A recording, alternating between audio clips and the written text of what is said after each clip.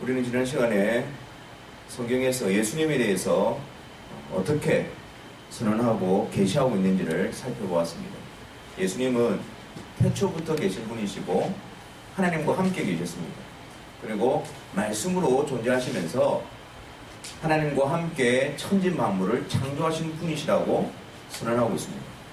그리고 그 말씀이신 예수님이 육신을 입고 이 세상에 오셔서 우리 가운데 거하시는 분이시고, 그리고 그분이 육신을 입고 이 세상에 오셔서 하나님의 영광과 또 하나님이 어떤 분이시라는 것을 온전히 계시하시고 드러내신 분이 바로 예수님이다 라고 성경은 선언을 하고 있습니다.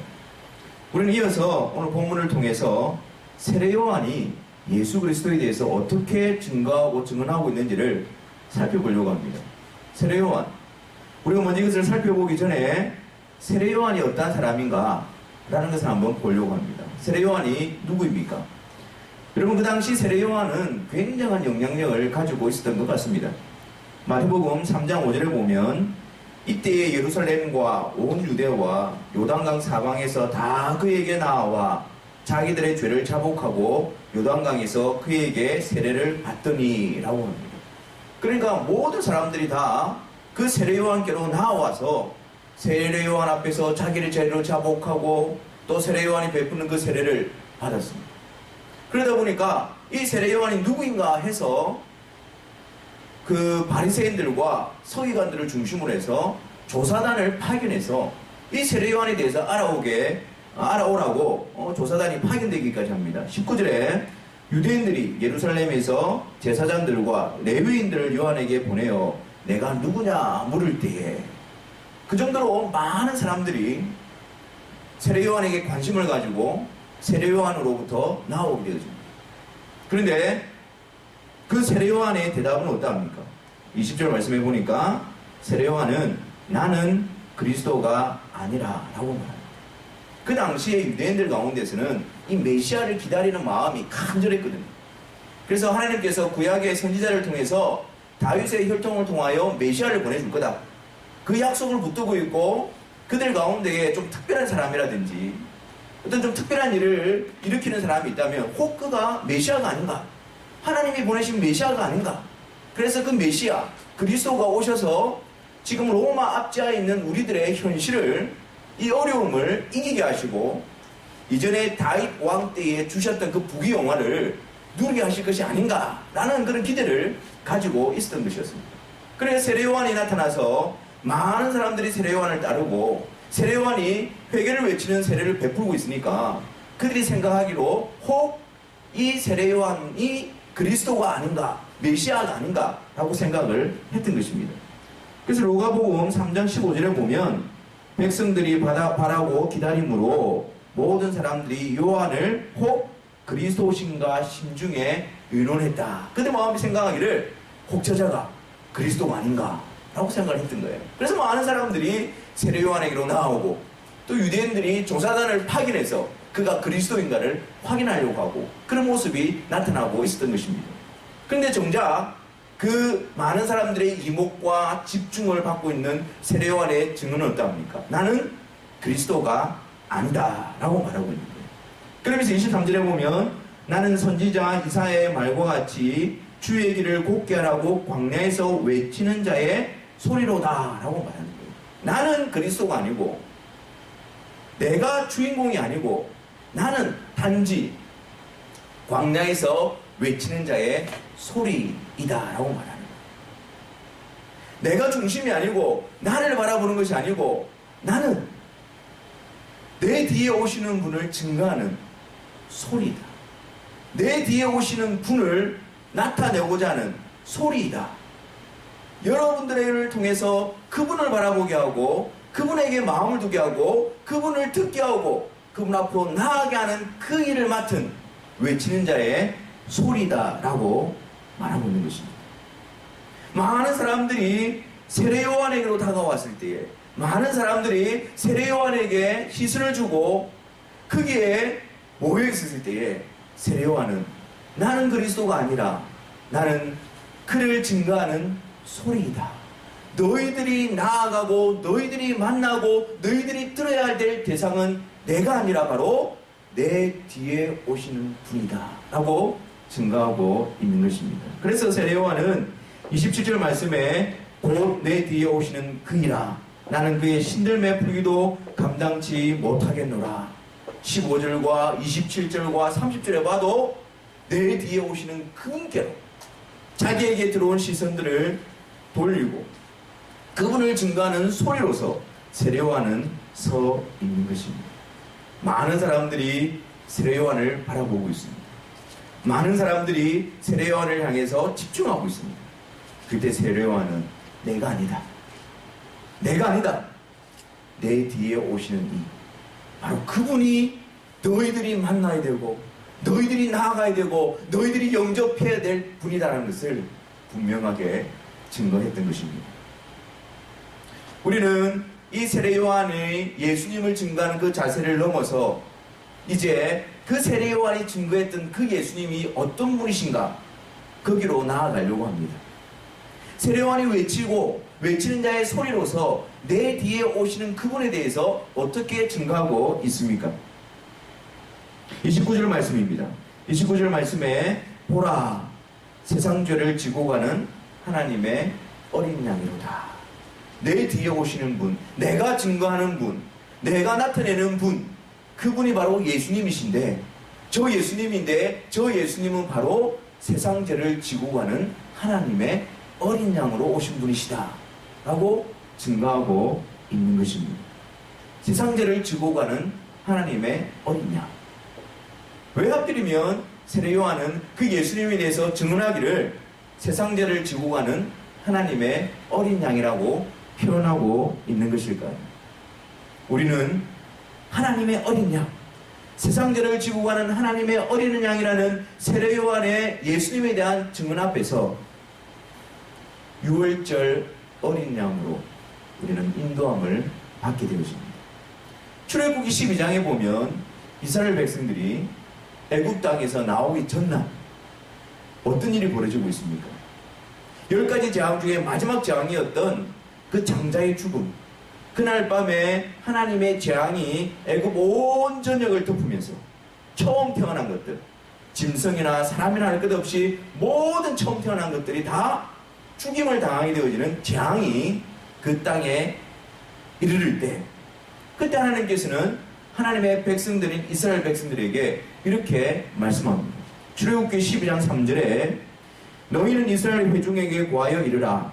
이달 열흘에 너희 매인 각 사람이 어린 양을 취할지니 각 가족대로 그 식구를 위하여 어린 양을 취하되. 그리고 5절에 보면 너희 어린 양은 흠 없고 1년 된 수컷으로 하되 양이나 염소 중에서 취하고. 그리고요 그 양을 잡고 그 피로 양을 먹을 집 문 좌우 설주와 임방에 바르고. 그리고 13절에 내가 애굽 땅을 칠 때에 그 피가 너희의 거하는 집에 있어서 너희를 위하여 표적이 될지라. 내가 피를 볼 때에 너희를 넘어가리니 재앙이 너희에게 내려 멸하지 아니하리라. 하나님의 재앙이 그 땅에 임할 때에 하나님의 백성들에게 하나님께서 말씀하신 것은 너희 가운데 어린 양의 염소를 잡아서 그 피를 너희가 거하는 집에 바르라고 말씀하셨습니다. 그리고 그 하나님의 재앙이 임할 때에 그 피가 너희를 위한 표적이 될 것인데 하나님의 사자가 하나님의 재앙이 그 피를 볼 때에 너희들을 넘어가게 될 것이다 라고 말씀하고 있는 것입니다. 다시 말해서 하나님의 재앙이 그 피로 칠해져 있는 그 피 안에 거하는 그 표적 안에 있는 자들이 하나님의 재앙과 심판에서 벗어날 수 있다는 것을 보여주고 있는 것이죠. 세례요한은 이 예수님을 세상 죄를 지고 가는 하나님의 어린 양이라고 증언하면서 그 6월절의 어린 양의 피로 말미암아 하나님의 재앙이 넘어갔던 것처럼 이 세상 죄를 지고 가는 그 어린 양 대신 예수 그리스도의 피로 말미암아 오직 하나님의 진노와 심판에서 벗어날 수 있다는 것을 증언하고 있는 것입니다. 다른 무엇 때문이 아니었습니다. 다른 이유가 아니었습니다. 하나님은 이스라엘 백성들에게 이 유월절 어린 양의 피를 통해서 장차 예수 그리스도를 통하여 내가 너희들을 어떻게 죄악의 형벌 가운데서 건져내실 것인가를 그림자로 보여주고 있는 것입니다. 그래서 그 세례 요한은 그 예수 그리스도를 통해서 봐라, 그때 유월절 어린 양을 통해서 하나님이 보여주셨던 그 실체가 바로 지금 오신 예수님이다라고 증언하고 있는 것입니다. 이 예수님이 바로 우리의 죄를 대신 담당하시고 우리 죄에 대해서 심판을 받으심으로 그 피가 우리에게 표적이 되어 너희를 위한 표적이 되어 하나님의 진노와 심판에서 너희를 건져내실 그 어린 양이다 하고 증언하고 있는 것입니다. 또한 세례 요한은 이 예수님에 대한 증거, 세상죄를 지고 가는 하나님의 어린 양, 이 증언을 통해서 우리로 하여금 레위기 16장으로 우리를 이끌어가고 있습니다. 레위기 16장에는 어떤 내용이 나타나고 있습니까? 그것은 바로 대속죄일에 대한 규례가 기록되어져 있습니다. 1년에 단 한 번 대제사장이 백성들의 죄를 속죄하기 위해서 하나님께서 이렇게 하라고 명령하신 내용입니다. 그 내용을 보면 아무나 나갈 수 있는 것이 아니라 오직 하나님께서 세우신 대제사장, 그 대제사장이 희생제물의 피를 가지고 지성소, 죄인이 하나님의 임재장소인 그 지성소에 다가갈 수 없는 그곳에 나아가서 거기에 있는 언약궤 위에 그 피를 뿌리게 하였습니다. 하나님께서는 이 대속죄일의 규례를 통해서 내가 어떻게 백성들의 죄를 용서할 수 있는가라는 것을 나타내 보여주고 있는 것입니다. 그 규례는 이렇습니다. 먼저 2마리의 염소를 준비를 합니다. 한 마리는 백성들의 속죄를 위해서 제비를 뽑아서 그 염소를 잡아서 그 피를 가지고 대제사장이 지성소로 들어가 언약궤 위에 피를 뿌립니다. 그리고 그 나머지 한 마리는 살려두었다가 대제사장이 그 염소 머리 위에 안수를 하고 백성들의 죄를 구하여 백성들의 죄악을 그 염소 머리에 두게 하는 것입니다. 그리고 그 염소를 백성들로부터 멀리 떨어져 있는 사람들이 이룰 수 없는 곳까지 데리고 가서 광야의 깊은 광야로 그 염소를 내어 보냅니다. 그것이 레위기 16장 21절과 22절에 기록이 되어져 있습니다. 아론은 대제사장이죠. 두 손으로 산 염소의 머리에 안수하여 이스라엘 자손의 모든 불의와 그 범한 모든 죄를 고하고 그 죄를 염소의 머리에 두어 미리 정한 사람에게 맡겨 광야로 보낼지니 염소와 그들의 모든 불의를 지고 접근하기 어려운 땅에 이르거든 그는 그 염소를 광야에 놓을지니라. 그러니까 백성들의 죄를 그 염소 머리에 두고 그 염소를 저 멀리 사람이 이룰 수 없는 백성들로부터 멀리 떨어져 있는 그 광야 깊은 곳으로 내어 보내라고 말씀하고 있는 것입니다. 여러분 한번 상상해 보십시오. 백성들의 죄를 대신 백성들이 받아야 되는 그 형벌을 대신 받기 위해서 피 흘린 그 염소의 피와 그리고 백성들의 죄를 대신 지고 백성으로부터 멀리 떨어져 가고 있는 광야 깊은 곳으로 가고 있는 그 두 염소의 모습을 한번 생각해 보십시오. 그것은 바로 예수 그리스도를 통해서 우리의 모든 죄를 대신 담당하시고 우리를 대신해서 심판을 받으신 그 표적으로 피 흘려주시고 그리고 그분이 바로 나의 죄를 대신 다 담당하시고 나로부터 죄악의 권세 가운데서 해방시킬 수 있는 분으로 약속되어져 있고 예표되어져 있는 것입니다. 세례 요한이 보라 세상죄를 지고 가는 하나님의 어린 양이다 라고 그 예수님에 대해서 증언했을 때에 그 예수님은 대속죄인 백성들의 죄를 대신 담당하고 백성들의 죄를 대신 담당함으로 속죄할 수 있는 유일한 그 희생제물 백성들의 죄를 지고 저 멀리 광야로 멀어져 가고 있는 그 아사셀 그 염소의 모습이 바로 우리 예수 그리스도를 나타내는 모습이라고 증언하고 있는 것입니다. 그렇습니다 여러분. 보라, 세상 죄를 지고 가는 하나님의 어린 양이다.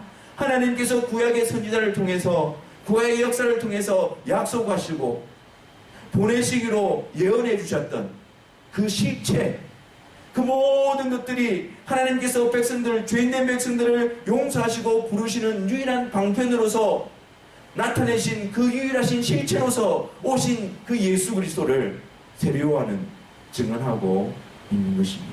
하나님께서 우리를 부르신 유일한 방편이신 분이 바로 이 예수님이다 라고 세례요한은 증언하고 있는 것입니다.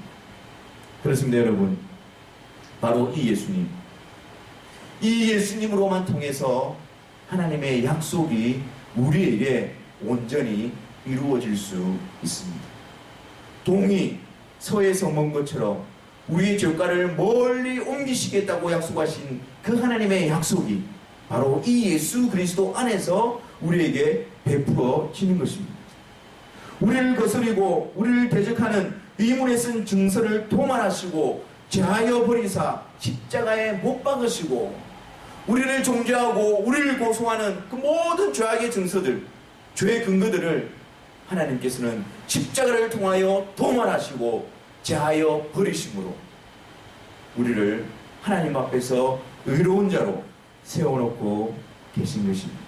이것이 바로 하나님의 예수 그리스도를 통한 약속이고 예수 그리스도를 통해서만이 우리에게 나타내지는 은혜인 것입니다. 세상 죄를 지고 가는 하나님의 어린 양으로 오신 예수님, 하나님의 뜻과 하나님의 목적을 이루기 위해서 이 세상에 오셔서 우리의 모든 죄를 대신 담당하시고 십자가에서 피를 흘려주심으로 그 피가 우리에게 표적이 되어 우리가 하나님의 진노와 하나님의 심판이 아니라 하나님의 자녀됨과 영원한 생명을 얻는 그 일이 우리에게 온전히 이루어지게 하신 것입니다. 그가 우리를 흑암의 권세에서 건져내사 그의 사랑의 아들의 나라로 옮기셨으니 그 아들 안에서 우리가 구속 곧 죄사함을 얻었도다. 어디에서요?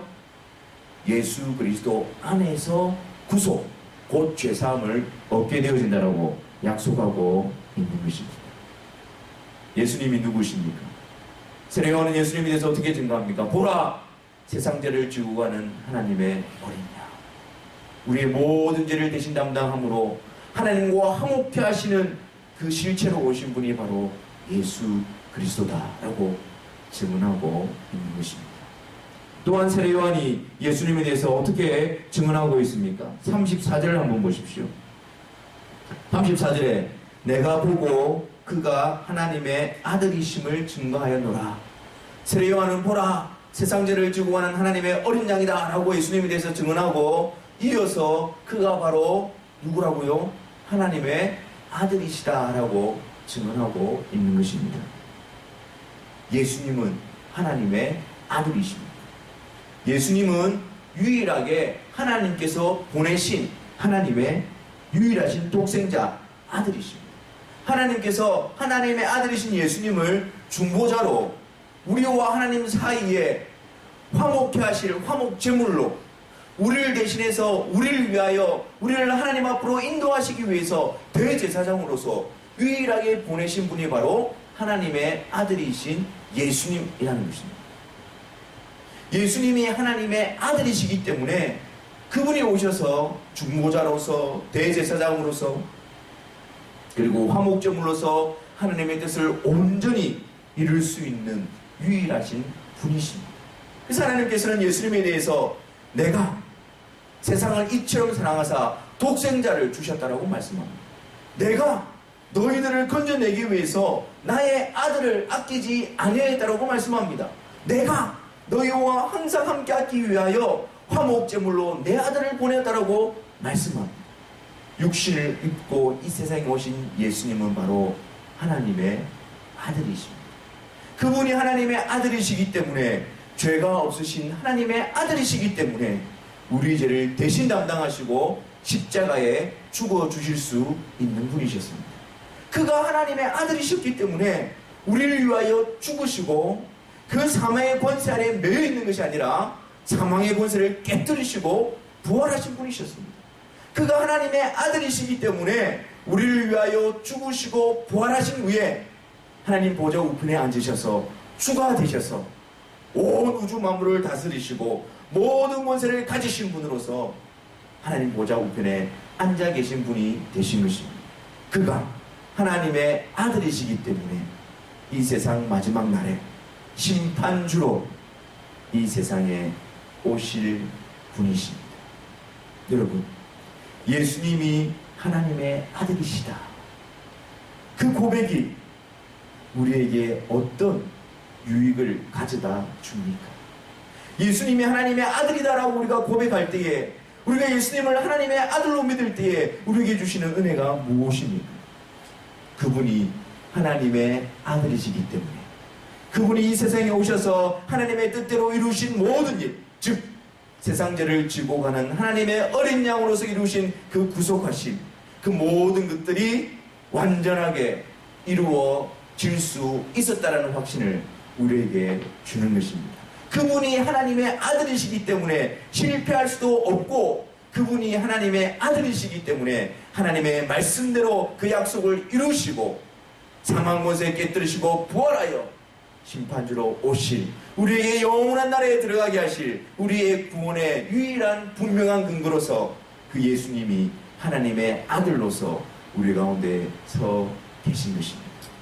예수님이 실패하신 것이 아니라, 하나님의 약속이 중단되어진 것이 아니라, 하나님의 약속이 왜곡되어진 것이 아니라, 하나님의 아들이신 하나님이신 예수 그리스도가 이루어 놓으셨기 때문에, 그 예수 안에 있기 때문에 영원토록 세세토록 변함없이 우리에게 베풀어 줄 수 있는 유일한 확신의 근거가 되어지는 것입니다. 세례 요한이 증언했던 그 예수님은 하나님의 아들로서 이 세상에 오셔서 우리의 죄를 위하여 우리의 죄를 대신 지시고 십자가에서 피 흘려주시고 우리에게 영원한 생명을 주신 유일하신 하나님의 어린 양인 것입니다. 그러면 어떻게 우리가 그 예수님을 알 수 있을까요? 어떻게 우리가 그 예수님에 대해서 믿음으로 고백할 수 있을까요? 사실 세례 요한도 예수님에 대해서 증거를 하였지만 예수님이 누구인지를 분명히 알지를 못했습니다. 이사야 선지자를 통해서 그분이 오실 것이라는 것을 알고 그분에 대해서 증거했지만, 그 예수님이 실제로 오셨을 때 그분이 바로 그리스도라는 사실을 그는 알 수가 없었습니다. 근데 그가 어떻게 그분이 예수님이다라고 증거할 수 있었을까요? 32절과 33절입니다. 요한이 또 증거하여 가로되 내가 보매 성령의 비둘기같이 하늘로서 내려와서 그의 위에 머물렀더라. 나도 그를 알지 못하였으나 나를 보내어 물로 세례를 주라 하신 그이가 나에게 말씀하시되 성령이 내려서 누구 위에든지 머무는 것을 보거든 그가 곧 성령으로 세례를 주는 이인 줄 알라 하셨기에, 무엇입니까? 그도 알지 못했지만 성령이 내려서 누구든지 간에 그 위에 머무는 자가 바로 예수 그리스도라는 거예요. 그래서 세례 요한은 그 예수 그리스도에 대해서 안 것은 성령을 통해서 안 겁니다. 다시 말해서 우리가 예수님에 대해서 바른 믿음과 고백을 가질 수 있는 것은 성령의 역사를 통해서 그분에 대한 믿음을 가질 수 있다는 것이죠. 우리의 지식과 우리의 생각과 우리의 판단으로 예수님을 아는 것이 아니라 그분이 바로 예수 그리스도다, 그분이 바로 하나님의 아들이다, 그분이 바로 나의 죄를 대신 지신 하나님의 어린 양이다라는 믿음의 고백이 바로 우리 안에 계신 성령을 통해서, 성령께서 역사하셔서 그분을 알게 하고 믿게 하고 고백하게 하는 것입니다. 바울과 실라와 디모데가 데살로니가 지역에서 복음을 전했습니다. 핍박으로 인해서 오래 머물지를 못했습니다. 예수님의 복음을 전하고 복음 안에 예수님을 영접한 자들과 함께 오랜 시간을 보내지 못하고 핍박 때문에 다른 지역으로 옮겨갈 수밖에 없었습니다. 근데 바울이 그의 마음에 그 두고온 성도들, 그 복음을 전했지만 그들을 돌보지 못하고 그냥 그 환난 가운데 두고 온 그 성도들이 마음에 걸리는 거예요. 그래서 바울은 디모데를 그 데살로니가 지역으로 보냅니다. 형편이 어떠한지 알아보기 위해서.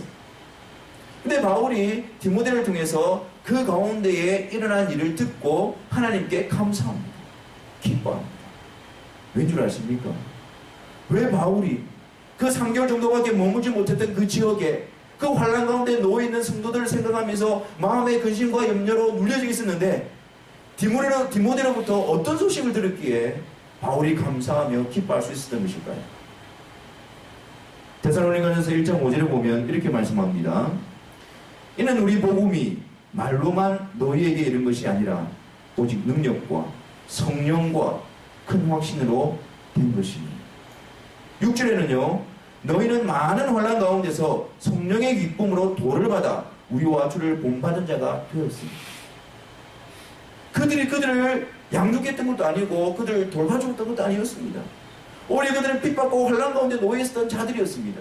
그들에게 복음을 전했습니다. 근데 놀라운 역사가 어떻게 일어난 것입니까? 말로 전했던 그 복음이 말로만 들어진 것이 아니라 성령께서 그 복음을 통하여 그들 가운데 믿음의 역사로 일으켜 세운 것을 보았던 것입니다. 성령께서 복음 가운데 역사하셔서 그들의 환난 가운데 있었지만 어려운 가운데 있었지만 그들 가운데에 예수 그리스도에 대한 믿음이 싹트게 되어지고 자라나게 되어지고 믿음의 역사 가운데 세워져 있는 것을 보게 된 것입니다. 그들로 하여금 복음을 듣게 하고 그들로 하여금 복음 앞에서 예수 그리스도를 알게 하고 그 예수님을 구원자로 구주로 주로 모셔드리며 고백하게 했던 그분은 누구이십니까? 성령과 큰 확신으로 된 것이 바로 성령의 역사였습니다. 그들의 관계는 환난 가운데 있지만 성령으로 말미암아 기쁨으로 그 복음을 받을 수 있도록 성령께서 역사하신 것입니다. 그래서 바울은 고린도전서 2장 4절에 이렇게 고백합니다. 내 말과 내 전도함이 내가 복음 전하는 것이 지혜의 근한의 말로 하지 아니하고 다만 성령의 나타남과 능력으로 하였다라고 말하는 것입니다. 내가 잘 전했기 때문에 사람의 지혜로 내가 잘 말했기 때문에 복음이 믿어지는 것이 아니라 성령께서 역사하여 그 예수님을 보게 하니까 성령께서 역사하여 그 복음 앞에 예수님을 믿게 하니까 그가 간절히 소망하고 기대했던 것은 내가 복음을 전할 때에 성령께서 역사하여 성령께서 확신을 주셔서 그들 가운데 복음 안에 믿음의 역사가 일어나게 해달라고 기도하고 의지하고 나아갔다라고 고백하고 있는 것입니다. 성령의 역사 없이는 예수 그리스도를 알 수가 없습니다. 성령의 역사 없이는 예수 그리스도를 믿음으로 고백할 수가 없습니다. 성령의 역사 없이는 그분이 바로 세상 죄를 지고 가는 아니 나의 죄를 대신 담당하고 하나님이 나를 부르시기 위해서 보내신 하나님의 어린 양이라는 것을 고백할 수 없습니다. 그 예수님이 하나님의 아들로서 성경에 기록된 대로 모든 것을 이루시고 하나님께서 그 예수 안에서 나에게 약속하여 베풀어 주신 것을 확신할 수 없다라는 것입니다. 성령으로 아니하고 있습니다. 사랑하는 성도 여러분, 세례요한을 찾아온 자들이 묻습니다. 도대체 네가 누구냐? 세례요한은 그들 앞에서 나는 그리스도가 아니다. 나를 보지 마라. 나는 외치는 자의 소리다. 나는 내 뒤에 오시는 예수 그리스도를 증언하는 자이다. 그분을 드러내는 자이다. 그분을 나타내는 자이다. 나를 보지 말고 내 뒤에 오시는 그 예수 그리스도를 바라보라. 이 세상에서 우리들을 향하여 묻습니다. 도대체 너희들은 누구냐? 여러분들은 그 질문 앞에서 어떻게 대답하시겠습니까? 아니, 지금까지 그 질문 앞에서 여러분들은 무엇을 대답으로 삼고 있었습니까? 이 세상의 가치, 이 세상의 것으로 내가 어떤 사람이라는 것을 여러분들은 증명해내고 있었습니까? 아니요. 우리의 고백도 세례요한과 동일하게 아니다. 나는 외치는 자의 소리다. 내 뒤에 오시는 분, 나를 위해서 십자가에서 죽으시고 부활하셔서 다시 오실 그 예수님의 길을 예배하는, 그 예수님을 이 세상에 드러내는, 그 예수님을 증거하는 외치는 자의 소리이다. 나를 보지 말고 내 뒤에 오시는, 내가 증거하는 그 예수 그리스도를 바라보라. 그것이 우리의 고백이고 우리의 사명이어야 하는 것입니다. 그렇다면 우리가 외치는 자의 소리로서 어떤 예수님을 증거하시겠습니까? 예수님의 가르침대로 살아라. 예수님의 삶을 따라가라. 아니요. 우리가 증거해야 될 예수님은 세상 죄를 지고 가는 하나님의 어린 양이십니다. 우리가 증거해야 되는 예수님은 바로 하나님의 아들이시라는 사실입니다. 예수님을 믿어 내가 이 세상에서 잘 된다는 것이 복음이 아니라 그 예수님이 죄악 가운데서 나를 건져내어 하나님과 화목하게 하기 위해서 하나님이 보내신 하나님의 유일하신 독생자이신 아들 예수 그리스도고, 그분이 바로 나의 죄를 대신 담당하시고 내가 받아야 될 죄의 심판을 십자가에서 대신 받아주심으로 하나님의 자녀 삼아주신 유일하신 하나님의 독생자이다 라는 것을 증거하는 것이 우리의 증언의 내용이어야 하는 것입니다. 우리 가운데에 예수님에 대한 믿음이 있습니까? 우리 가운데에 예수님이 하나님의 어린 양이라는 사실이 나의 죄를 위해서 오신 분이라는 것이 믿어지십니까? 그리고 그분이 하나님의 아들로서 십자가에서 죽으시고 부활하셔서 지금 하나님 보좌 우편에 계셔서 장차 오셔서 나에게 영원한 나라를 허락하실 주가 되시는 주 예수 그리스도이심을 여러분 믿음으로 고백하고 계십니까? 그렇다면 여러분 안에 성령께서 계시고 성령께서 역사하고 계신 것입니다. 그리고 이제 그 성령께서 우리 안에 역사하셔서 그분의 권능으로 우리를 이 세상 가운데 외치는 자의 소리로 예수 그리스도의 증인으로 우리를 세워 놓으실 것입니다. 그러므로 날마다 우리 안에 계신 성령으로 충만하여 우리 안에서 예수님이 누구이신가 그 예수님에 대한 분명한 믿음을 붙들고 또 날마다 성령의 권능을 통해서 우리가 이 세상 가운데서 그 예수 그리스도의 증인이 되어져서 누구를 만나든지 어디 있든지 간에 나를 보지 말고 내가 증거하는 그 예수 그리스도 그분께로 나아가고 그분을 만나고 그분을 들어야 한다. 그것이 우리의 삶의 목적이 되기를 바랍니다. 예수 그리스도로 충만하고 예수 그리스도로 성령 안에서 증거하시는 증인의 삶을 우리 주님이 다시 오시는 그날까지 계속해서 우리의 삶의 목적이 되어져서 그 길을 함께 걸어가시는 저와 여러분들이 되시기를 주님의 이름으로 축원합니다. 기도하겠습니다.